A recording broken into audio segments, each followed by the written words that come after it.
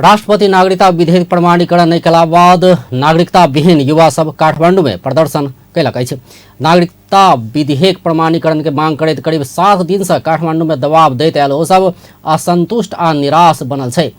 विधेयक प्रमाणीकरण नहीं भेला बाद असंतुष्टि, निराशा आ आक्रोश के बीच नागरिकता विहीन संघर्ष समिति के नेतृत्व में माइतीघर मंडला में प्रदर्शन आ धरना भेल छै। ओहि क्रम में नागरिकता विहीन युवा आ प्रहरी बीच झड़प सेहो भेल छल। लाखों मधेसी युवा के जीवन बर्बाद करबाक नियत सँ राष्ट्रपति विधेयक प्रमाणीकरण नहीं केने ओ सब आरोप लगौलक अछि। नागरिकता नहीं भेला सँ अपना सब वर्षों से विभिन्न किसिम के समस्या भोगैत आयल ओकर सबके उपराग रहल छै।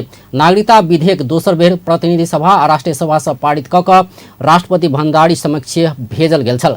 पहिल बेर राष्ट्रपति संदेश सहित ई विधेयक के फिरता भेज देने छलैथ। एकर बाद फेर दुनू सदन जहिना के तहिना ई विधेयक के पास कऽ कऽ राष्ट्रपति समक्ष भेजने छल। मुदा 15 दिन बितलो पर भण्डारी विधेयक के प्रमाणीकरण नहीं केने छलैथ।